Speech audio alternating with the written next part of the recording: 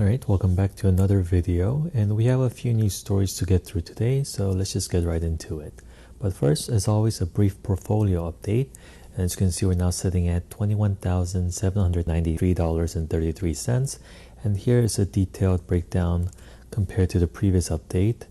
And as you can see, I've deposited $365 from my last update to today, but at the same time, the market has gone up $130 almost, pushing the portfolio up to $494.47. This is one of my M1 Finance accounts, and it's easy to see this uptrend graph, and I think that is all because of the market gains.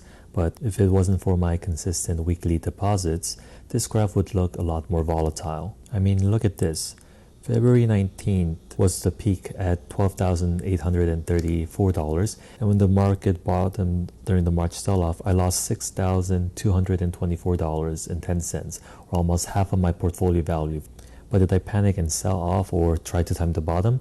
No, I kept what I had invested, and I bought more fractional shares as the market was going down. And now we're up almost $554 above the previous February high, right back here. So don't try to time the market by trading in and out. Just focus on staying in the market through good times and also the bad times, and you'll come out better than before. Because remember, we have professionals who have all the educations, the degree, the technology, and the brain power, and almost all of them can't beat the market in the long term. So moving on, we're going to get into Apple's most recent earnings report, and specifically their decision to do a stock split. If we scroll through the bottom, they did release some impressive numbers. As you can see, revenue was almost $60 billion, and they also saw double-digit growth in their products and service segment. And even though they had to reclose some of their retail locations because of the resurgence of the virus in multiple states, people having to work from home and go to schools online, it boosted their online sales definitely. Their iPad sales went up more than 31%, and their Mac revenues, they beat by almost $1 billion. What's even more mind-blowing is that Apple reported that they had $193.82 billion in cash, which shows the financial stability of this corporate behemoth. So it's good news all around as an Apple shareholder, because ever since they released the earnings at the end of Thursday, Apple stock has gone up 13.25%. So if you were holding Apple stocks, you can definitely be grateful for that. But now I want to focus on their announcement of doing this 4-to-1 stock split, meaning that for every Apple investor who has a stock, they're going to receive 3 additional shares. Right now, Apple's trading above $400, so after the split, each share will be worth between $100 to $110 depending. And the most important thing to understand is that stock splits, or reverse splits for that matter, they don't change the company's market cap, and it's just purely a cosmetic change in share price. For example, let's say Apple's trading at $400, and there are only 100 shares in existence, so Apple's market cap will be 400 times 100, or $40,000. After these 4-to-1 stock split, the share price is going to go down to $100, but the number of shares is going to go up by 4, so it will be now 400. So $100 times 400 share outstanding, the market cap is still at $40,000. So you might be wondering, so what's the big deal? Why are they doing this to lower the share price? But as you can see, the company's gain from stock splits is the renewed interest from regular investors who might not have been able to afford Apple's current price tag of $400. Or it's going to bring in investors who think being able to buy more shares, it looks cooler on paper. And that was basically me when I first started trading on Robinhood. I would think to myself, would I rather buy 1 share of Apple, or would I rather own 5 shares of like JetBlue, for example? So by making the share price appear cheaper, it makes it more accessible and can prompt people to jump into the stock. As you can see right here, Apple said in the release it approved the split to make the stock more accessible to a broader base of investors. But if you're currently investing with a stock brokerage that allows fractional share purchases, then you've already have the ability to buy Apple and other high-priced companies. For me, I use M1 Finance to invest, and right now I own 0.71515 of a share of Apple. And if you scroll down here, as you can see, Amazon is currently trading above $3,000, and of Amazon stock, I have 0.08831 share of Amazon. And that's the beauty of using M1 Finance to invest, is you don't need to have $3,000 to buy 1 share of Amazon, or you don't need $430 to buy 1 share of Apple. If you have just $1 to invest, you can purchase a share of Amazon or Apple or any other companies that you would like. So don't let the company's high stock price stop you from investing in them. And if you want to get started on your investing journey, check out my referral links in the description to either M1 Finance or Robinhood, which both allow fractional shares.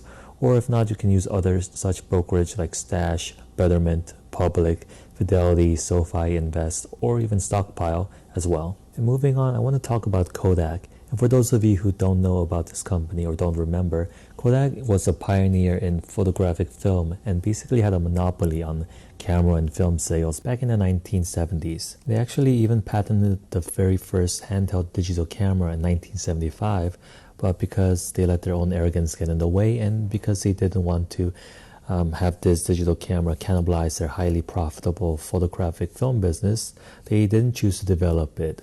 But by the time they realized that digital was actually the future, they were too late and other competitors, they out-innovated them, and Kodak declared bankruptcy in January of 2012. And even though they emerged out of the bankruptcy in 2013, they haven't really gained a foothold in much of their products and have been behind their overall competition. Well, Kodak is back. This once dominant camera and film company is now a pharmaceutical company. So apparently it seems like the Trump administration is announced that they're going to give Kodak a loan of $765 million to start manufacturing critical pharmaceutical components. Here it says that they are very pleased to support Kodak in this bold new venture.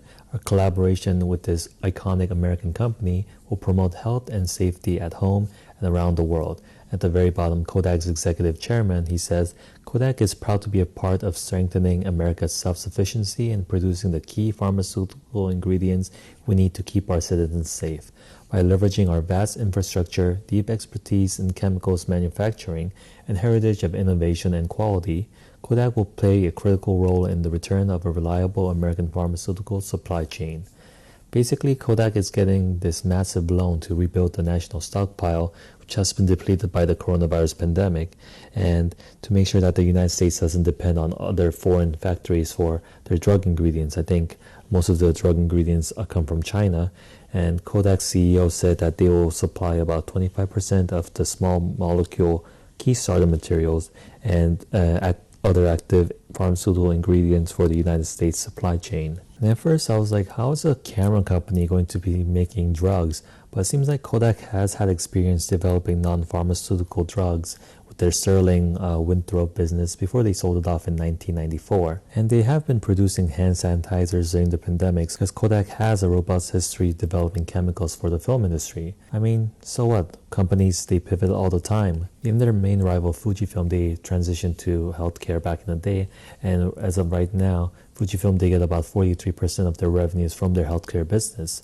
But the reason why I'm talking about Kodak today is because I'm sure when Fujifilm, they announced what they were going to do, they didn't experience what Kodak stock did when this announcement was made. I mean, just look at this headline, Kodak stock up 2100% after Trump backs pivot into drug industry. And look at this graph. Kodak stock was trading under $5, and then this news comes up and then it shoots up. I'm pretty sure you can guess who's buying Kodak stock. It's basically average investors who are trying to get rich quick. This website is very fun to play with. It basically tracks how many Robinhood users specifically they own a particular stock and at what price point. And the pink line basically shows the price, and the green line shows the number of users that are holding this stock. And we're going to look at the Kodak stock. But look, when the stock was under $3, less than 10,000 users were holding Kodak stock. But as soon as the news comes up and people get wind of this story, just look at that. 132,000 users are now holding Kodak stock when it peaked on July 30th. And is now the 84th most held stock on Robinhood. That means there are more Kodak stockholders on Robinhood than there are of JP Morgan stock.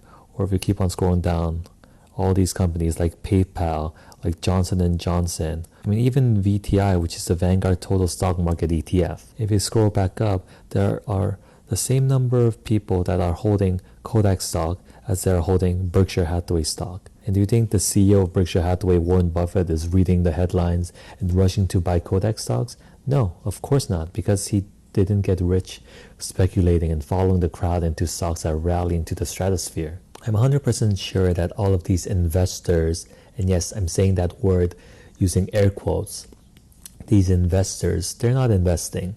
They are speculating and they are gambling, trying to find the hottest stock that is in the headline that's going to shoot up like crazy, that's going to hopefully make them rich quick. But this is a reality of if you buy into FOMO. You're going to be basically down 68% since the high that it reached. And oh, look at that, more bad news that was released today. The only people that ended up rich from this whole run-up are the lucky 10,000 people who have held Kodak stock before this crazy run-up. And in addition to that, it was the Kodak executives. Look at this. Kodak's Pharmaceuticals announcement has been shrouded in controversy after it was revealed that CEO Jim Continenza bought about 47,000 shares of his own company stocks on June 23rd, long before news of the loan became public. As a result, the CEO made a profit of more than $200 million over the course of 2 days this week. Look at this amazing timing by Kodak corporate executives who turned 1.75 million stock option worth $5 million into $50 million in just 48 hours. So unless you have some inside knowledge, just invest in quality companies with strong balance sheets and fundamentals, and don't use the stock market to gamble in speculative stocks like people did with Hertz stocks or JCPenney stocks, and what people are doing now with Kodak stocks. So those were the news headlines that I wanted to cover in this video. But just before I end the video, I want to thank everyone who had subscribed to my channel. And we're currently at 2 million subscribers, which is pretty amazing. And thank you for everyone who has, just stopped by to watch a video or to leave a like or dislike or any comments like that. And know that I do read the comments and I appreciate every likes and dislikes and all the support, criticism, or feedback that you're going to be sending my way. That said, I received a very lengthy, insightful comment on my Dave Ramsey is wrong about credit card video. And as you can see from the like to dislike ratio, people seem pretty evenly split. And let me actually just skew it to my favor. But, people are still basically split. They're either side with Dave Ramsey's view that credit cards are evil, or some of them appreciate my viewpoint on the video where I say that credit cards are a great tool if it is used responsibly. But if you keep scrolling down, you can see the comment that has been left. It's a very lengthy one by the user, the non-lawyer. You can pause the video to read the comment if you like, but rather than me typing out a response, and like I basically responded to this gentleman, I said that I'm going to be doing a video response addressing the points that was made in the comment specifically, and also to share my general thoughts on what he said about. So if that's something that you'd like to see, definitely subscribe for my video response and other financial topics and business news stories that I'm going to cover. But with that said, that's it for today. As always, thank you so much for stopping by. Happy investing, and I'll catch you next time with more shenanigans.